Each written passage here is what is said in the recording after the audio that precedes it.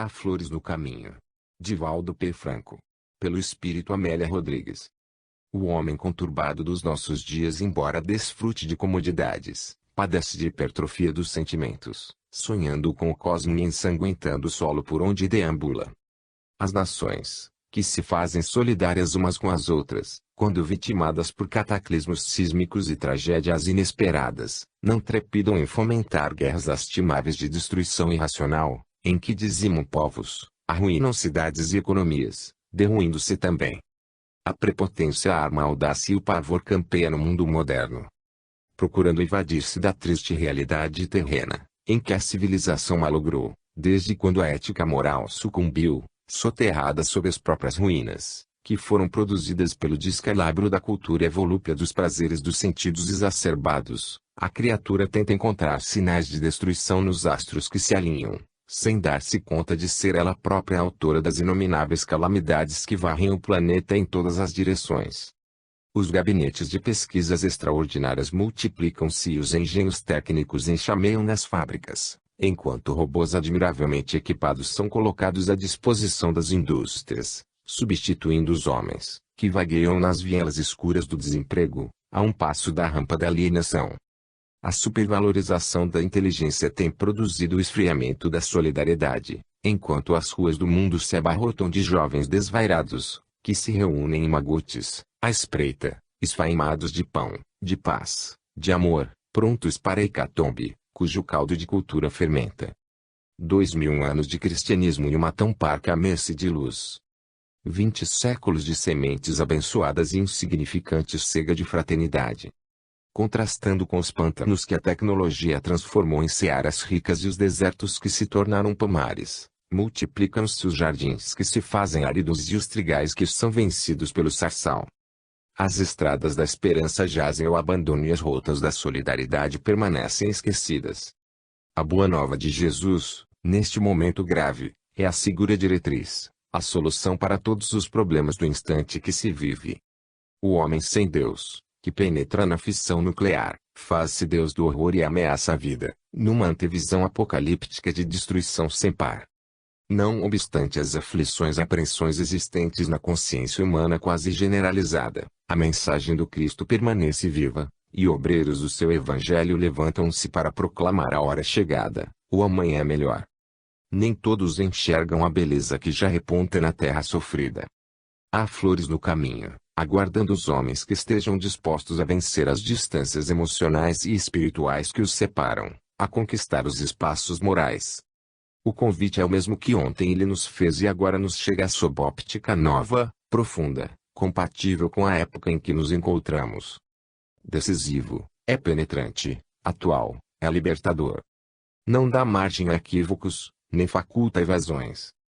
Responsabiliza e dignifica uma abrangência de amor capaz de sensibilizar o caráter mais refratário e o sentimento mais empedernido. Hoje é o dia e agora é o momento de decidir, de optar, Cristo ou César. Comentando acontecimentos daquele tempo em que ele esteve na Terra, colocamos problemas da atualidade em versão evangélica, de modo a facultar enfoques modernos próprios para as necessidades vigentes. Não tem sabor de novidade, nem poderiam possuí-lo. A palavra de Jesus é sempre atual com o mesmo tom de libertação, sem margem de interpretação dúbia. Nossa cooperação insignificante, no empreendimento da construção do mundo novo, objetiva participar da obra, de alguma forma com as flores do caminho por onde avançam os servidores decididos. Esperando haver feito o melhor alcance, e quem faz o que pode, produzir o máximo traço, suplica o jardineiro infatigável que a todos nos abençoe, envolvendo-nos em paz. Amélia Rodrigues. Salvador, 10 de junho de 1982. Autenticidade histórica do Evangelho. Resíduos da negação sistemática ressumam periodicamente, apontando absurdos e discrepâncias entre os narradores do Evangelho, em vãs tentativas de negar-lhe a autenticidade, quando não criticam o seu valor e o seu conteúdo que nos são credores de respeito. Todavia, nas diferenças dos comentários realizados por 4 personalidades diversas e temperamentos próprios, em épocas diferentes, o Evangelho é um todo harmônico, que não deixa margem a quaisquer descréditos. Enfocado por pessoas que viveram aqueles dias, A riqueza de detalhes em torno dos homens e da terra, dos hábitos e das conjunturas políticas são de uma irretorquível autenticidade, quanto de relativamente fácil comprovação. As considerações sobre o solo árido, a escassez de água, as tricas e conflitos farisaicos, os costumes e ritos religiosos são de uma fidelidade histórica que supera a dúvida mais sistemática e a gratuita hostilidade a Jesus e a sua vida. Acontecimentos e paisagens geográficas são retratados com mestria e tranquila legitimidade, de tal forma verdadeiros que se encontram vivos, ainda hoje, na historiografia do povo hebreu. Detalhes do dia a dia, as margens do mar, e preocupações em torno da fé, na sinagoga, comentários irrelevantes ou graves da boca do povo ou registros de conversações nas altas rodas da sociedade da época transparecem e se apresentam na linguagem dos comentaristas dos sucessos que mudaram o curso da história. Citações botânicas e apontamentos da vida dos profissionais surgem na limpidez das parábolas, com sabor de verdade verdadeiras que eram as ocorrências, demonstrando que aqueles homens e mulheres não se encontravam alienados no tempo e no espaço ou que foram os dados compilados por visionários e sonhadores que desejaram compor o homem e a sua vida, com carismas que permitissem a fuga das consciências para aspirações espirituais ante o fracasso das suas realidades materiais. Aventam-se hipóteses psicanalistas que pretendem tornar Jesus um biótipo fantástico, para compensar, no inconsciente das massas, em alegria e ventura, o que lhes pesa em miséria e sofrimento. Não obstante, o seu chamado não alcança apenas os frustrados e falidos do mundo, senão quantos se detêm a examinar-lhe a excelência de conteúdo que sobrenada nos seus ensinos, únicos, aliás, capazes de sustentar o homem moderno combalido, que se fez vítima de si mesmo e se encontra vencido pela tecnologia avançada, que não logrou torná-lo mais feliz, nem mais tranquilo, apesar de alguns haver conseguido propor comodidades e conforto. Israel era, então, uma ilha de monoteísmo, num convulsionado oceano de culturas politeístas. Com aproximadamente 20.600 km2 desempenhou na história da humanidade um dos papéis mais relevantes de todos os tempos. Vinculado ali uma legislação austera, que vigiava e conduzia, mediante estatutos graves, os menores movimentos e comportamentos humanos, esperava um Messias para a suprema governança física e econômica da raça sobre o mundo submetido aos seus pés. Jesus foi a antítese do sonho hebreu da época. Não reformulou, porém, a lei, antes submeteu-se-lhe, acrescentado o amor, como capítulo essencial, sem o qual a impiedade sobrevoa o cadáver dos vencidos que lhe tombam nas malhas apertadas e bem urdidas. Seus sermões são proferidos para o seu tempo e todos os tempos, tão oportunos hoje, quanto foram ao ser enunciados. Suas ações, por muitos consideradas milagres, que violentariam as leis naturais e por outros como falsas, por impossíveis de comprovadas, recebem o aval dos fatos modernos, das doutrinas que estudam e comprovam a paranormalidade humana, em momentosos eventos que abrem perspectivas mais amplas para a compreensão da vida, que extrapola os limites do berço e do túmulo, antecipando aquele e superando este. Sua visão profética, carregada de emoção e piedade, torna-se evidente nestes dias, quando os acontecimentos se confirmam em toda a inteireza, a ponto de poder-se prever o que virá, em face do que está sucedendo. Habilmente caracterizado, cada evangelho, segundo a óptica de quem o escreve, ou porque ouvido por quem participou daquele período breve, que se fez longo, ou porque vividas as experiências conforme Mateus e João, as excelentes testemunhas, passa de um para o outro um fio que interliga as quatro histórias e exala o mesmo odor de beleza e esperança num só conteúdo de amor e paz. É com acento circunflexo certo que não foram escritos conforme se encontram hoje. Das anotações e fragmentos encontrados, tomaram corpo, na apresentação dos evangelhos sinópticos que são os de Mateus, Marcos e Lucas, em face do seu paralelismo, que lhes faculta a ser colocados em três colunas visíveis ao mesmo tempo. Escritos entre os anos 60 a 70 aproximadamente. Mais ou menos transcorridos quase 30 anos surge o de João, coroando os anteriores. Não se trata de uma narração por quatro diferentes escritores, mas uma revelação revolucionária que nos propõe a transformação íntima, tendo por base o ser mais perfeito que jamais esteve na Terra, nosso modelo e guia.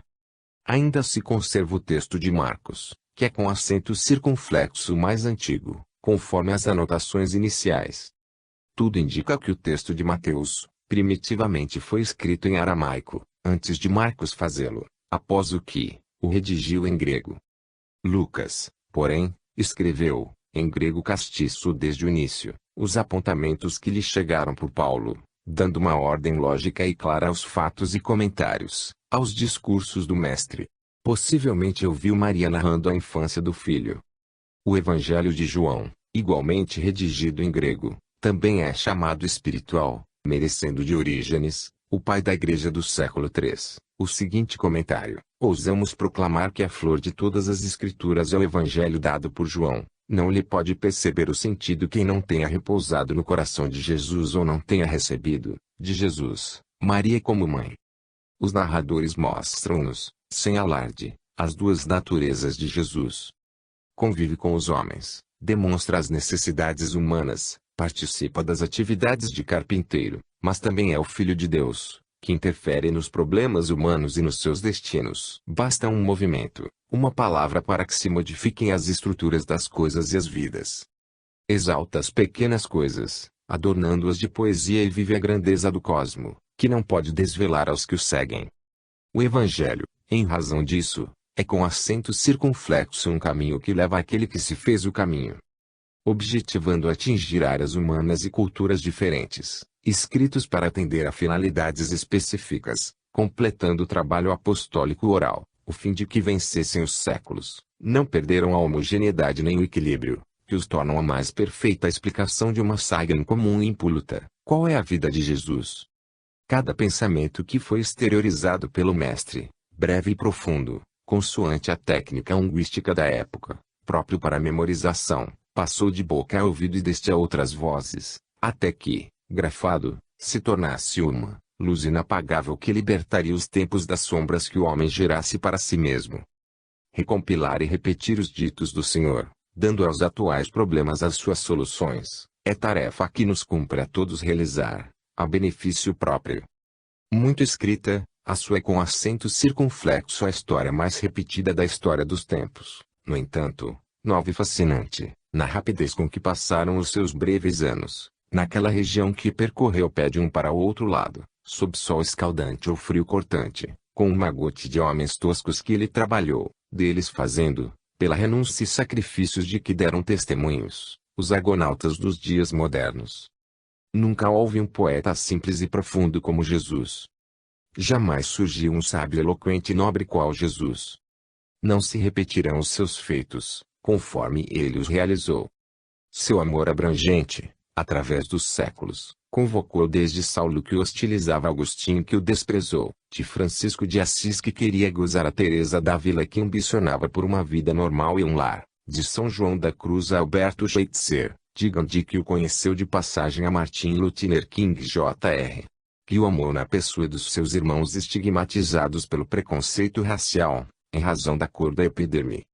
Jesus ontem, Jesus hoje, Jesus sempre a rocha dos séculos e a paz da vida. A eterna primavera por vindoura.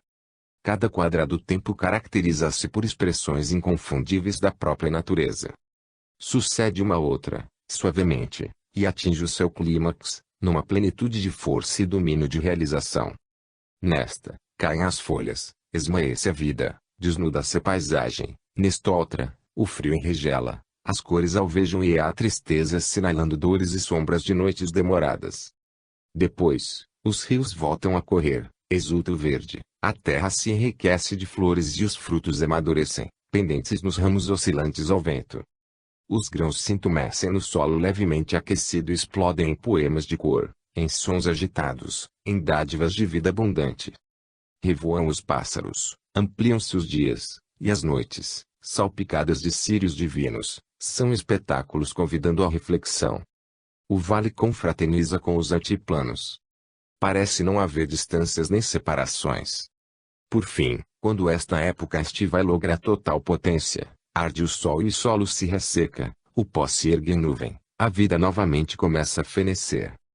O dia é um todo de fogo preparando-se, ao largo das horas demoradas, para seguir adiante, até receber as primeiras lufadas frias. E repete-se a roda dos acontecimentos em movimentada orquestração de ritmos. Ventos festivos varriam os rincões gentis da Galileia humilde, cantando esperanças para as almas em sofrimento. Passado o grande inverno, sem nenhuma promessa de calor ou qualquer perspectiva de claridade, explodiam as dádivas primaveris numa inesperada sementeira de amor com imediata colheita de bênção. Narra Mateus, com eloquência aquela ímpar quadra primaveril de acontecimentos e bonanças. A paisagem é a moldura do lago espelho, em cujas bordas reflete-se o amor do Mestre pelas dores humanas. Naquelas paragens, nas cidades fronteiras e ribeirinhas, em cujo solo a balsamina confraterniza com os miosotes e o trigo dourado espia da terra jovial as redes espreguiçadas ao sol, nas praias largas, Jesus viveu a ternura das gentes simples, sorriu com as criancinhas e abriu a boca para entoar a canção da esperança. Por aqueles sítios de pobreza e festa natural, suas mãos arrancaram das aflitivas conjunturas das enfermidades retificadoras os transfugas do passado, imulando-os para o crescimento moral pelas trilhas do futuro. Fez-se um suceder de fenômenos auspiciosos. Ainda repercutia com profunda emoção nos ouvidos das almas os artigos e parágrafos em luz e esperança, que foram apresentados no monte, ao ser proclamado o Estatuto da Era Nova da Humanidade do Futuro. Os ouvintes não haviam retornado ao chão das necessidades habituais, irrigados pela vibração do sublime governador, quando ele, descendo do cerro, foi solicitado por um leproso, que o adorava, dizendo: Senhor, se quiseres bem podes tornar-me limpo. E ele quis, liberando o enfermo da sua carga pútrida. A ação fortalecia a palavra. O amor era mais forte do que a voz, esta, era suave e doce, enquanto aquele, poderoso e vital.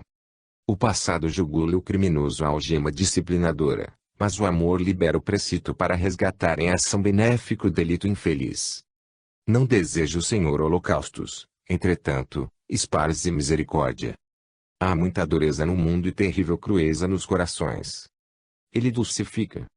Ninguém foge à culpa, nem se evade do ressarcimento. O seu amor anima os ferreteados a que se reencontrem e reparem os erros, ajudando suas vítimas e por elas fazendo-se amar. Há expectativas atordoantes nos comensais da Boa Nova em delineamento.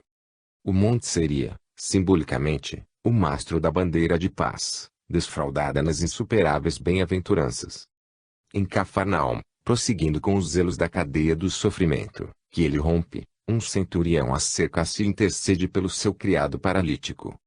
Uma confiança infantil numa seriedade adulta transparece naquele homem que comanda homens. Jesus propõe-se a ir curar o enfermo, porém o homem, que se acostumou à autoridade, pede-lhe que mande um dos seus subordinados e a sua vontade se faria. Assim fez-se. Este ordena e esse obedece. Este quer e esse aquece. Jesus é a autoridade e os espíritos atendem. Não há maior autoridade do que aquela que lhe é própria, a que foi adquirida e não a que é concedida por empréstimo e pode ser retirada. A fé é energia de vital importância, por irradiar vibrações poderosas que atingem os fulcros das nascentes que produzem os acontecimentos, aí agindo. Vai-te, disse o amigo ao amigo confiante, e como creste, assim te seja feito. Curou-se o servo do centurião. No lar de Simão, onde ele se recolhe por um pouco, a febre arde na velha sogra do pescador, que se aflige. Tocando-a, restitui-lhe o equilíbrio térmico. Irradia-se a inapagável luz dos séculos. Nunca mais a noite se fará total. À tarde, chegam os obsidiados por espíritos infelizes, suas vítimas, seus cobradores. O ódio grimpa os duelistas da animosidade. Não há separação entre mortos e vivos, unidos pelos vínculos dos sentimentos afins ou dos compromissos e que se atrelam no carro da vida. Sua palavra é a medicação que atinge as ulcerações morais e a cicatriza. Ampara o cobrador, antes ultrajado, e auxilia a ser feliz, informando que o calceta não fugirá de si mesmo. Um deseja segui-lo, pensando em gozos e comodidades. Como ele não tem uma pedra para pôr a cabeça, apesar de as raposas terem covis e as aves do céu ninhos, o candidato, desiludido, foi-se embora. Outro pretende dar-se, todavia, quer antes enterrar o pai cadaverizado. Não há tempo para simulações. A vida transcende ao corpo. E ele não cedeu. O lago-mar sereno exalta-se e todos, na barca, temem, menos ele, que dorme ou parece dormir. Ante o receio geral, sua voz acalma as ondas e os encarregados das forças vivas da natureza tranquilizam as águas. Nada supera Rabi, no mundo de Deus, que ele elaborou sob a proteção do Pai. Prosseguirá o ministério, naquelas e noutras paragens. Paralíticos, endemoniados, cegos, catalépticos, hemorroíça, mudo por ação obsessiva, por toda parte a dor, as provações cedem lugar ao pagamento pelo trabalho do amor. Eram todos, ontem como hoje, doentes da alma e desejavam a cura para os corpos. O mestre fazia cessar os efeitos dos seus erros, sarando a matéria. Entretanto, oferecia-lhes a diretriz evangélica, a verdadeira terapia para o espírito, única medicação para eliminar os sofrimentos. O amor de Deus, refletido em Jesus, não tem limite. Prosseguirá a música da esperança substituir litania da loucura e da miséria. A responsabilidade do resgate sobrepõe-se à cobrança cega. O homem desperta para os compromissos. Os remotos tempos entenderão, e melhor farão entender o Mestre e sua mensagem. Somente pelo amor se libertará o homem. Os pecadores são o campo para a semente de vida eterna e os caídos, sem alternativa de soerguimento, fazem-se adubo para a própria recuperação ante a oportunidade feliz do Evangelho. Nenhum amor renteará com esse imensurável amor. Aquele período primaveril não se repetiu, nem volverá a acontecer da mesma forma. As sementes, todavia, dormem no solo da quadra outonal em que as almas se demoram, para emergirem, logo mais, em embrião, reflorindo ao claro sol da era nova da eterna primavera que já começa. A perene luz. A luz é o fulcro donde emergem o calor e a vida, ao mesmo tempo é o centro para onde convergem as atenções e os interesses de todos. Os insetos, atraídos pela sua claridade, aturdem-se, e se a chama está crepitante nela ardem, dominados pela sua pujança e vigor. Mariposas acercam-se da flama tremeluzente e nela perecem. Outros animais e o homem, fixados no seu fulgor, encadeiam-se, perdem o rumo. Todavia, é a luz que aponta e aclara os caminhos. Fruí-la com respeito, beneficiando-se com as suas dádivas, sem precipitar-se nela, traduz sabedoria na utilização dos seus recursos. Incendiar-se por dentro, vivendo-a no calor do ideal superior que ela representa, é deixar-se atingir, sem consumir-se. Jesus é a grande e perene luz que veio às sombras dos caminhos humanos para que jamais voltasse a predominar a treva. Sua trajetória fez-se assinalar pela inapagável claridade que prossegue iluminando os séculos. Quantos se encontravam enregelados pelos sentimentos negativos ou abandonados ao frio da indiferença social, nele encontraram, e ainda hoje encontram, o calor para a restauração das forças. Os sofredores de todo porte buscavam-no, e o procuram ainda agora, para aquecer-se no seu convívio. O crime, porém, que urde desgraças, a astúcia, que se mancomuna com a injustiça, tecendo redes perigosas, a suspeita e sistemática, que conspira contra a paz, o orgulho, que degenera os sentimentos nobres, a mesquinhez, que perturba, o egoísmo, gerador das torpezas morais, não aceitam a claridade, que lhes desmancha as articulações perniciosas, e por isso, descontentes, investem de rijo, usando seus meios tenebrosos para apagá-lo ou destruir seu núcleo gerador. Jesus não passou incólume a tais artimanhas. Ninguém transitará sem sofrer-lhes a sanha malfazeja. Perseguem, picados pela inveja venenosa, e arremessam-se contra, dispostos a tudo. Porque labutando às escondidas, sem escrúpulos, usam qualquer arma, e quando vêm para defrontar a vítima, já minaram o solo, a socapa, pressupondo vitória, ou desesperados, sem receio de perder-se, arrojam-se contra, desde que ponham abaixo quem ou que, arbitrariamente, se propuseram destruir. Todos os lutadores das elevadas aspirações provaram-lhes o ferrete em brasa, a perseguição gratuita, conhecendo-lhes a tenacidade. Tudo observam através das lentes escuras dos seus sentimentos amarfanhados. Recusam-se à concórdia, em cujo campo encontram-se desvalorizados, e, não raro, preferem a perda à rendição fraternal. O mestre os defrontou vezes sem conta. Fariseus e saduceus, atados à vilania das posições enganosas, tentaram perturbá-lo durante todo o ministério. Dominadores que se enganam, aos outros iludindo, investiram com armas em riste contra a aparente fragilidade dele e odeiam-no, porque não o puderam vencer nem fugir da sua irresistível atração. E ele, claridade viva, prosseguiu vencendo-o, etapa a etapa, nos sórdidos lugares onde se homiziam os famanazes da treva infeliz. Não somente corporificado nos homens está o adversário vil. Ele fora da jaula carnal, em grupos de chacais emocionais, procurando vítimas que lhes padeçam a sanha. Os endividados morais que fugiram das leis, nas vidas anteriores, mas não se evadiram da grande lei, tornam-se-lhes vítimas preferidas. Usaram-nas para tentar prejudicar o apostolado sublime do Mestre, audaciosamente supondo perturbá-lo. A força da luz divina presente no Rabi, a irradiar-se soberana, afastou-os, desarmou-os, submeteu-os. Individualmente, petulantes e prepotentes, ou coletivamente, em legiões, chegaram e foram repelidos. Jesus é paz. Quantos se lhe acercam, transformam-se, harmonizando-se.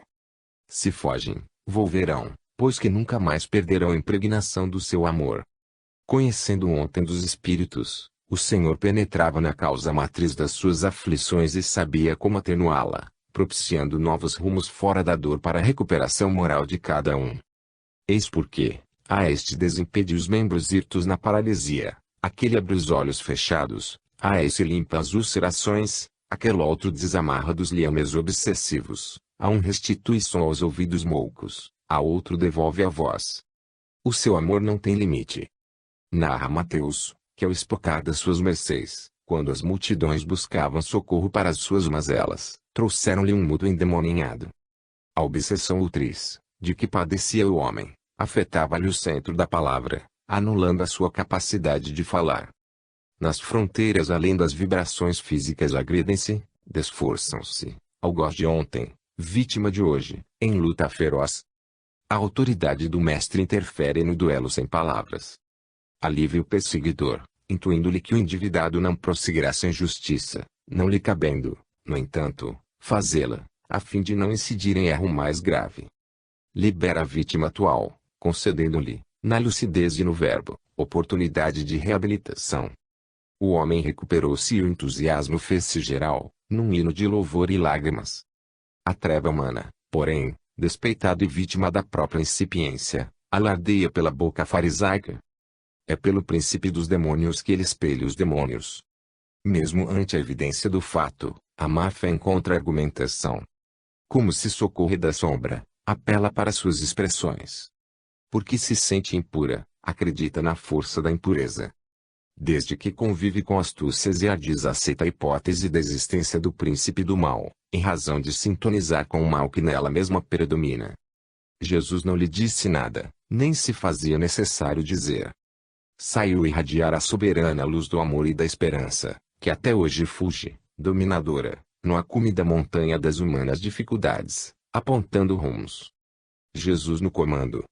As confabulações íntimas entre Jesus e os discípulos, quando terminavam as exaustivas tarefas diuturnas, ofereciam campo aos companheiros tímidos, que não logravam compreender a dimensão da sublime empresa da Boa Nova, para que se aclarassem questões nebulosas e mais se aprofundassem no entendimento do ministério recém-abraçado. Surpreendidos pela eloquência ímpar da palavra do Mestre, por mais reflexionassem, deixavam-se dominar por interrogações sucessivas, ao mesmo tempo tentando mergulhar nas reminiscências trazidas do mundo espiritual, quando se haviam preparado para o apostolado libertador. Não obstante, envoltos pelo escafandro material, sentiam-se aturdidos, em face dos conceitos audaciosos e especiais que lhes eram apresentados, sem alcançarem o sentido exato nem a total extensão da revolução patrocinada por Jesus. Vivendo o mundo do corpo no mundo das paixões, imantados a circunstâncias algo ingratas, era-lhes difícil abstrair das lições evangélicas as conotações humanas da sociedade em que se encontravam engajados. Por isto, permitia-lhes o Senhor os largos colóquios, a convivência íntima aclaradora de todas as dificuldades que lhes pairavam nos painéis do discernimento. Eram aqueles os momentos da perfeita identificação, em que as almas se abriam ao aroma recendente do Rabi em termos de amor e de liberdade. A locução do Mestre sobre o perdão surpreendera Pedro, ante a complexidade da benevolência que nos devemos uns para com os outros, a ponto da necessidade de perdoarmos sempre e sem cessar. Os companheiros tiveram reações diferentes, cada um de acordo com a própria estrutura temperamental. O perdão indistinto colhia-os, inesperadamente, desde que, habituados à dureza do mosaísmo, defrontavam o problema da íntima dulcificação, como consequência a compreensão das faltas alheias. As horas que se seguiram foram preenchidas pelas reflexões, mesmo depois que o povilhão se espalhou, retornando aos deveres habituais. Assim, quando o amigo se apresentava em meditação, na casa generosa em que se acolhia, Luão, o jovem discípulo, acercou-se, e, sem mais delongas, expôs ao divino benfeitor as inquietações que o perturbavam. Narrou as dificuldades que sentia para perdoar totalmente aos perseguidores e comentou a inevitável emoção de que se via possuído pela mágoa, quando ofendido. Havia honestidade e interesse no aprendiz, desejoso de receber ajuda no problema que o atordia. Alongando as considerações, referiu-se aos testemunhos que aguardavam o Senhor e o estado íntimo que o dominava desde já, em vista da saudade que o colhia por antecipação. Havia uma dúlcida emoção que pairava no ar. O grande silêncio parecia sustentado por uma balada suave que se espraiava na voz da natureza. Nesse clima de ternura, o mestre, sentindo a alma contrita e devotada do discípulo fiel, respondeu-lhe: És jovem, e a juventude louçã é a quadra da força, da intemperança e da coragem, que não passa de precipitação. À medida em que a vida premia a experiência com as dores e as conquistas do conhecimento, a razão sucede à impetuosidade e a harmonia ao tumulto perturbador. Não obstante, a idade juvenil é o período da ensementação, em que se prepara o porvir de cuja colheita ninguém se cimirá, cada um conforme o trato com a semeadura. Talvez, para permitir que João se deixasse penetrar pelo ensinamento, fez uma breve pausa, para logo aduzir: a dificuldade em perdoar está na razão direta da profundidade do amor. Quando se ama, desinteressadamente, pela empatia do próprio amor, o perdão surge como efeito natural, facultando a perfeita compreensão dos limites e das dificuldades do ser amado. Se o amor, no entanto, é destituído de ampla dimensão e repousa nas bases falsas dos interesses mesquinhos e subalternos, ou pelo deslumbramento transitório, mais difícil se faz a solidariedade pelo perdão aos ofensores. Se não há um vínculo de afetividade, é claro que a revolta, que nasce do amor próprio ferido, arme de animosidade a vítima, que tomba, inerme, na reação infeliz, esquecendo-se de que, por sua vez, um dia necessitará, também, de perdão. No silêncio que se fez espontâneo, o aprendiz da palavra de luz percebeu a razão porque o amor é a alma da vida em todas as suas manifestações, donde defluem todas as conquistas do esforço moral e das realizações superiores.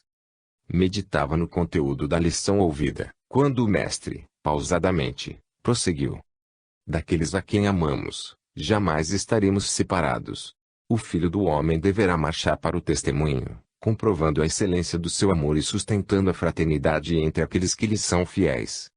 O amor é um hálito vital, que se manifesta e mantém, mesmo quando a criatura se não dá conta. Assim é conosco. Estaremos unidos e identificados pelo ideal comum. Aqueles que me amam, sentir-me-ão na presença do aflito e do necessitado, do velhinho desvalido e da criança em abandono, do enfermo em agonia e do desditoso em alucinação. Quantos lhes distendam as mãos gentis, a mim farão, e ouvir-me-ão, ver-me-ão nos seus apelos e lamentos, nas suas aparências e desditas. Eu lhes falarei, sustentá-los-ei com alento inusitado e entusiasmo profundo que os animarão ao prosseguimento do ministério até o nosso encontro final.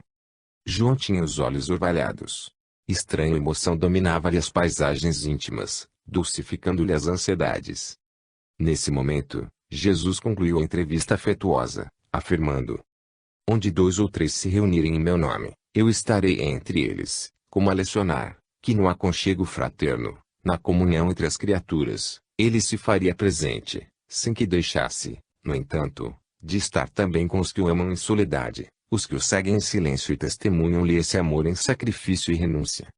Nos longes dos tempos as expectativas delineavam um mundo melhor do amor e do perdão, da fraternidade com Jesus comandando as consciências e as vidas.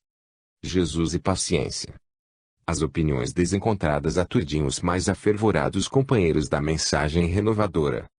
Comentava-se quanto à necessidade de a Revolução Cristã triunfar, derrubando a casa senhorial de César e distendendo suas forças por toda parte, tornando Israel a soberana, conforme os anúncios antigos. Ferviam as paixões entusiasmando os sentimentos e perturbando as mentes.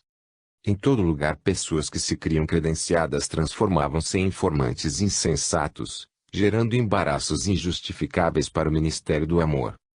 Enquanto a frivolidade desenfreada se encarregava de conduzir nimbos precursores de tempestades, o Rabi prosseguia impertérrito na cimentação da mensagem no solo dos corações.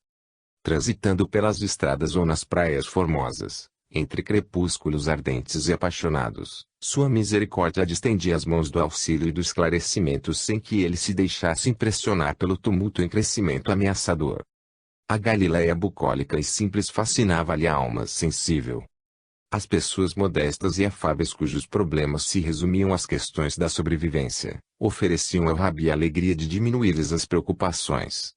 A Judéia, no entanto, áspera e adusta se repletava de problemas e dificuldades entre as tricas farisaicas e as conjunturas infelizes da política insensata e avara.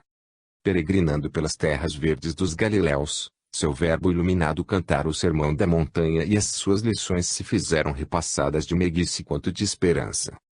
Ali levantara moribundos e mantivera viva a chama do amor, no país dos sentimentos humildes, favorecendo-os com o alento em torno de um amanhã ditoso.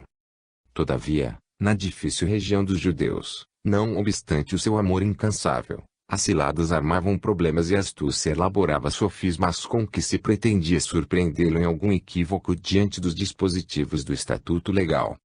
Continuando fiel ao programa que o pai lhe traçara, ele se fizera o apoio e a segurança dos fracos, a resistência dos tíbios, à medida que a mensagem refugia nas paisagens ermas dos que haviam tombado na descrença.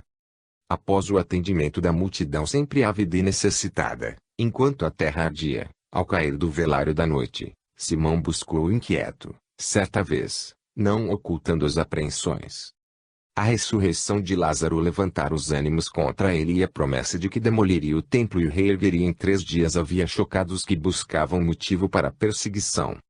Em estado de espírito inquieto, o velho amigo acercou-se do Rabi sereno sob gentil pérgola arrebentada em flores e foi direto ao assunto. Senhor, como proceder diante das ameaças que nos chegam, levando-nos a receios justificáveis quanto ao futuro do Evangelho? Tendo paciência, Simão, respondeu, tranquilo, Jesus. Devemos, então, aguardar a agressão, sem tomarmos qualquer iniciativa? Voltou a inquirir o amigo. Sim, elucidou o mestre. Edificando a paciência em nós mesmos, não nos cumpre assumir outra atitude senão aguardar. A paciência dá-nos a inspiração e força para agir com discernimento e sem precipitação. Mas, Senhor, arguiu o companheiro que sobremostrava surda irritação, não seria lícito que se instalasse o reino de Deus de imediato e a revolução? Que pregas tivesse início? Talvez, quando se tomem providências, seja tarde demais, não te parece? Jesus fitou o céu de turquesa cravejado de círios estelares e sem perder a serenidade esclareceu. Com paciência conseguiremos provar a excelência da nossa luta. Os lutadores do mundo são desesperados, passam e a troada ensurdecedora, destroem e ameaçam, semeando ódios e lutas sem qualquer razão. A paciência prova o homem e comprova-lhe os valores ante as vicissitudes que deve superar. Não duvido, anuiu o pescador, acrescentando, parece-me que a resistência pacífica a levar-nos à queda, destruindo as aspirações superiores que acalentamos. Como agir ante os que nos provocam ao combate urgente? Atuando com paciência. Se as circunstâncias nos parecem favoráveis e postergamos, não estaremos adiando indefinidamente o compromisso. Perpassavam pelos ares perfumados nos cenários formosos as bênçãos divinas, enquanto as onomatopeias murmuravam uma sinfonia acalentadora em derredor. Relanceando o olhar pela noite em triunfo, Rabi contestou. O sol incansável devora a noite cada manhã, enquanto ela, paciente, retorna, diminuindo o calor do dia, 1000 vezes, sem cansaço. Será lícito, então, não reagir nunca, insistiu Pedro, mesmo que confortados pela razão, estejamos a ponto de não suportar mais. Sem dúvida, Pedro. A paciência harmoniza e reconforta, Porquanto o Pai não tem preço e prossegue trabalhando até hoje, enquanto eu também trabalho. Com paciência a agressão passa, a dificuldade muda de lugar, o problema se resolve, o sofrimento se transfere, as incompreensões se aclaram, as lutas se pacificam e o amor triunfa. A paciência é a bênção de Deus pelo caminho por onde avançamos. Confiemos e esperemos. A paciência nos dará a palma da paz a benefício de nós mesmos. Silenciou o Rabi, enquanto o relógio do tempo continuava a trajetória da eternidade. Dias após ter entrado em triunfo em Jerusalém, paciente, ele provou o fel da traição, da amargura, da soledade, e, na cruz, com paciência, alcançou a plenitude da vitória como herói invencível de todos os tempos, esperando por nós. Relâmpago fulgurante em noite escura, a palavra do Mestre cindia a noite demorada que tombava sobre Israel, desde há 5 séculos. O eco da mensagem, doce e enérgica, se espraiava desde as planuras do Esdrelon até os altiplanos do Hermon. Aqueles que lhe escutavam o verbo, renovavam-se e a nobre cantilena das suas palavras prosseguia, repercutindo no ádito das almas, sendo transferida de boca a ouvido, assinalando o início da comunicação elevada pelo impregnar do amor. Aqueles dias, naquelas circunstâncias, jamais se fariam repetir e o conteúdo das suas palavras nunca mais seria ouvido da forma como foi enunciado e vivido. A multidão já se houvera dispersado, permanecendo as estrelas coruscantes pontilhando o velário da noite com os seus focos reluzentes. Sopravam as brisas trazidas pelas aragens do mar, amenizando a paisagem do dia que fora ardente. As criaturas atendidas, que haviam encontrado diretriz, trouxeram novos candidatos ao amigo divino, que não cessava de os socorrer. Após a estafante jornada das horas passadas, o Rabi afastou-se para uma parte solitária da praia e mergulhou em profundo cismar. O silêncio, que se fazia interrompido pelas onomatopeias da natureza, tornara-se moldura viva na qual a figura do mestre se destacava, irradiando diamantina claridade. Sem que fosse percebida, uma mulher acercou-se de Jesus, e, após fazer-se notar por ele, desculpou-se da imprudência de perturbá-lo. Sem mais delongas interrogou: sei que tu vens de Deus e posso perceber-te a grandeza que me fascina e emociona. Tenho sede de amor e me encontro corroída pela vermina da animalidade. Tenho amado e não logrei a honra de fruir o amor. A vida, desde há muitos anos, em que fui dilapidada nos meus sentimentos de mulher, nega-me o que venho procurando, a paz, que parece fugir de mim, onde quer que eu me encontre. Que fazer, Senhor, para viver a felicidade? Havia na voz da estranha notas características de melancolia e de sofrimento demorado que as palavras não conseguiam exteriorizar. O mestre relanceou o olhar transparente pela paisagem aureolada de paz, e indagou-lhe por sua vez: que vês em derredor? Examina a terra arrebentando-se em flores, frutos e verdor, o rio cantante, enriquecendo as margens de vida, o humus discreto renovando o subsolo e os astros fulgurando ao longe. Em tudo, a ordem, o amor, a transparência da misericórdia do Pai, ensinando equilíbrio e vida.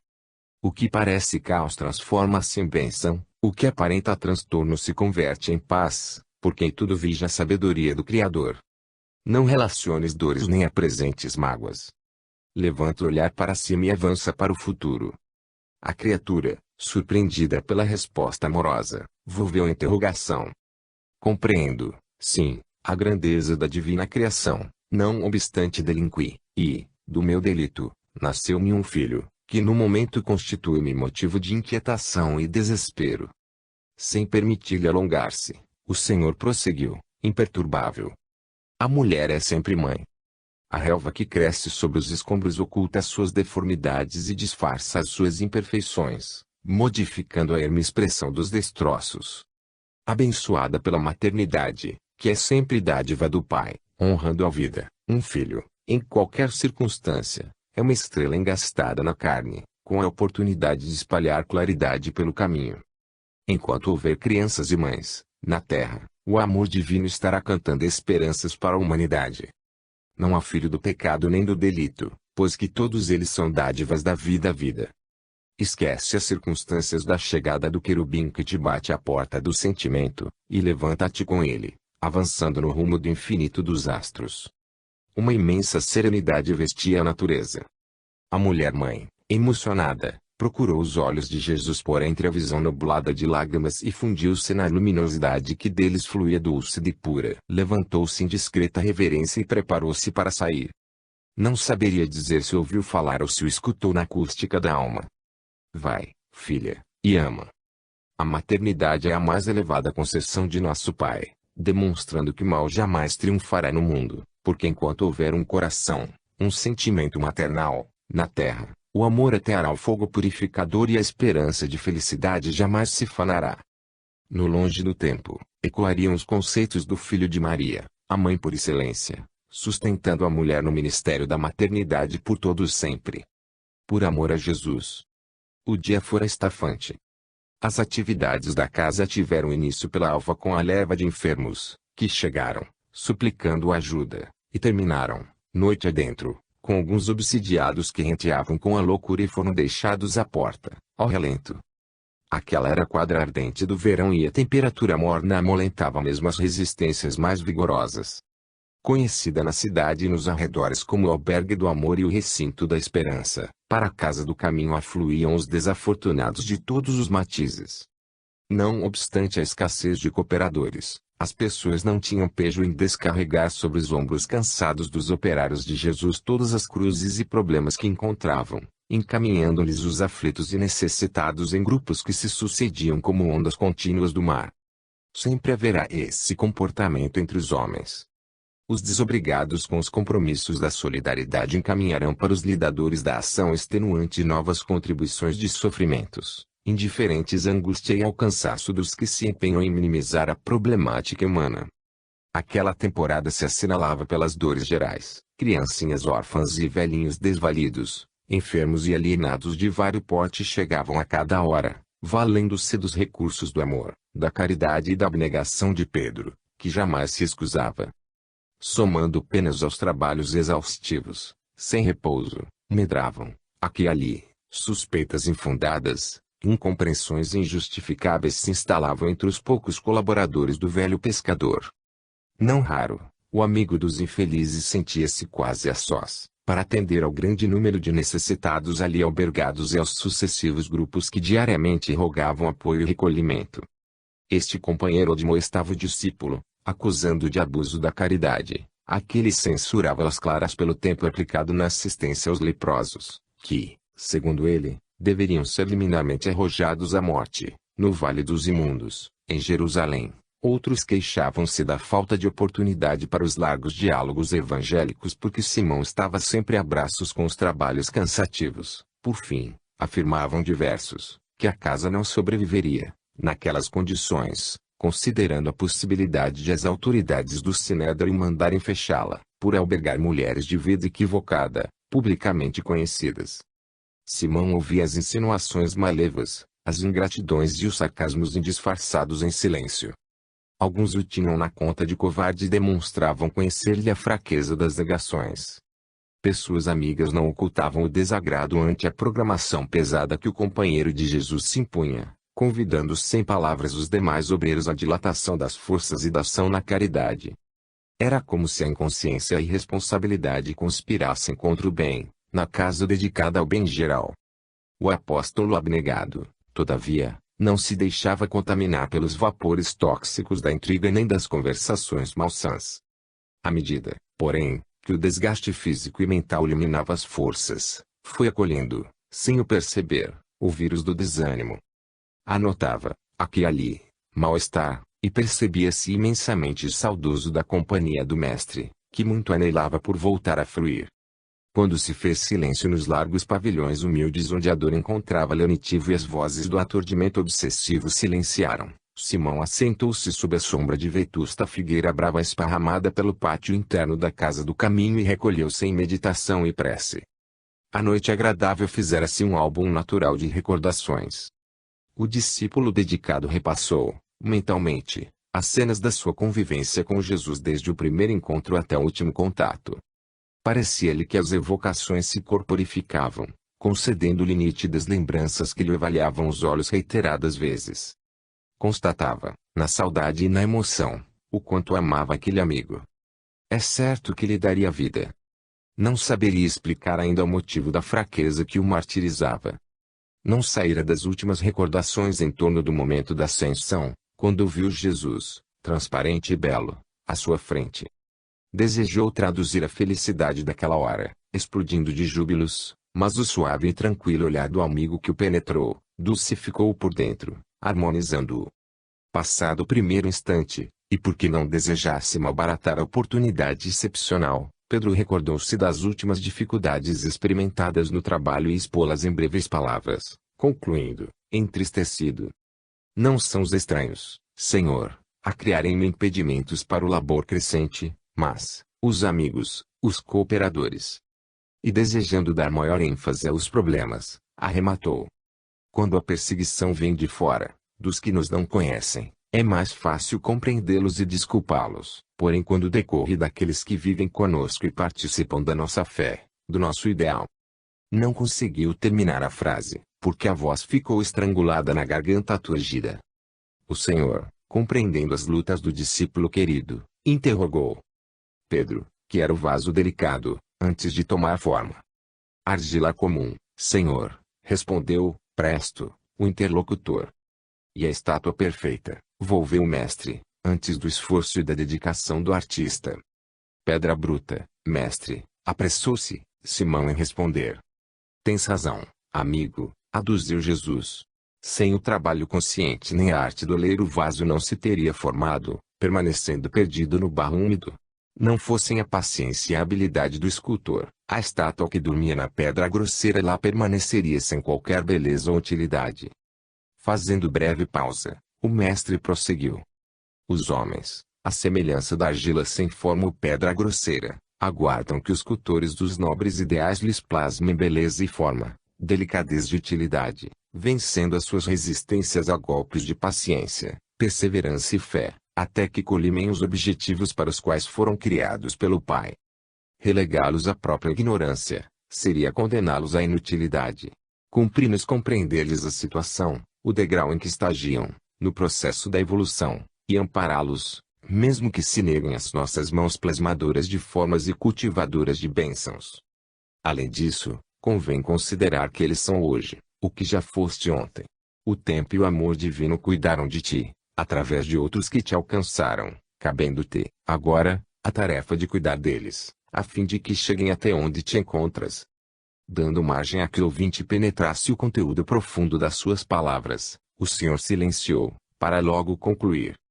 Se não exercitamos o amor e a caridade com aqueles com quem convivemos, como provaremos os próprios valores, quando chamados a tolerar e a suportar os que nos são desconhecidos? Se não nos for possível perseverar com os que jazem no desânimo e nos dificultam a marcha, qual será o nosso comportamento em relação aos que se obstinam contra os nossos propósitos? É necessário modificar a visão, diante dos corações e mentes enfermos que constituem os nossos amigos, que gostaríamos se encontrassem em outra situação evolutiva, portanto, de entendimento. Auxiliemos, desse modo, aos ingratos ao nosso lado e os difíceis para conosco, e treinar-nos-emos para os cometimentos mais graves, que nos aguardam no futuro, precedendo a nossa libertação gloriosa. Calou-se o sublime benfeitor e diluiu-se na noite varrida por leve, perfumada brisa do vale próximo, salpicada de astros fulgurantes. Simão Pedro compreendeu a mensagem oportuna, levantou-se, e, a partir dali, jamais se permitiu desânimo ou queixa, compreendendo os companheiros da retaguarda da evolução, porém cumprindo com o seu dever até o momento da sua crucificação de cabeça para baixo, em Roma, anos mais tarde, por integral amor a Jesus. Suaves advertências. O mar imenso, emoldurado pelas áridas montanhas do lado oposto a Cafarnaum e pelas colinas recobertas de erva verdejante por onde escorrem os filetes das águas das chuvas que fertilizam o chão, reflete o azul infinitamente transparente. Aqueles dias a música da esperança revela a grandeza da paz aos homens tumultuados e infelizes. Em toda parte surgem graves controvérsias. Murmuram uns, admirados ante a audácia de aquele pregador, emocionam-se outros, diante da sua figura, surpreendem-se os demais, perante os seus feitos. A palavra de Jesus penetra e rasga os véus da ignorância, dividindo os tempos da criatura. O som do verbo produz uma branda luz interior que cresce de intensidade e jamais se apagará. Ali foram realizados, na região da agradável e fresca Cafarnaum, os mais numerosos milagres que, não obstante produzirem choques, não lograram convencer a todos. Sempre tem sido assim, os homens desejam ver, na expectativa de que não aconteçam os fenômenos transcendentais e, quando ocorrem, atormentam-se pela dúvida, ante a consideração de que seriam impossíveis de ocorrer. Deseja-se o pão e, após nutrir-se, rejeitam-no, empanturrados, quer-se a luz e, após clarear-se, desconsideram-na, porque se ensiguecem. Procura-se a verdade e, desde que ela opõe-se à ilusão, detestam-na. A demorada maturidade humana, através dos séculos, estarrece o pensador e o estudioso do comportamento da criatura. A evidência, para quem não deseja crer, nada comprova, antes, pelo contrário, desagrada e magoa, armando o observador de irritação e agressividade, por ver-se vencido, mas não convencido. Ainda são os piores, os cegos que não querem ver. Desprezado pelo despeito dos seus, em Nazaré, jamais Jesus tornará aquela cidade, que lhe é grata e amarga ao coração. Desceu pelos longos caminhos serpenteantes entre as montanhas, atravessou o verde vale do Esdrelon e fixou-se na bucólica região do mar. As gentes simples, não habituadas às tricas farisaicas, amantes da ternura e do trabalho, sensibilizavam-no. Poucas vezes admoestou aqueles galileus, pobres e honrados. A sua mensagem era um poema de amor que ele tangia no alaúde dos sentimentos, com as metáforas da gentileza e o ritmo da misericórdia.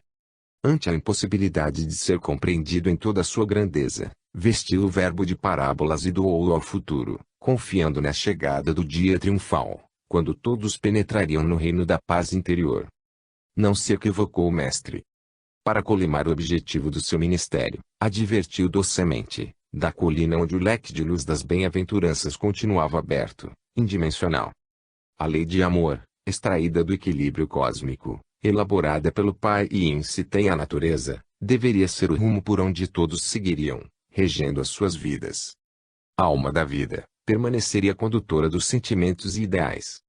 Todavia, quanto se sabia a respeito do amor constituía permuta de interesses e de paixões imediatistas. Sua palavra reverteu a ordem ancestral como uma sinfonia cuja musicalidade arrebatadora exige concentração e segurança para ser vivida. Era um violar dos antigos interesses para que o importante seja o próximo, o ideal torne-se o irmão.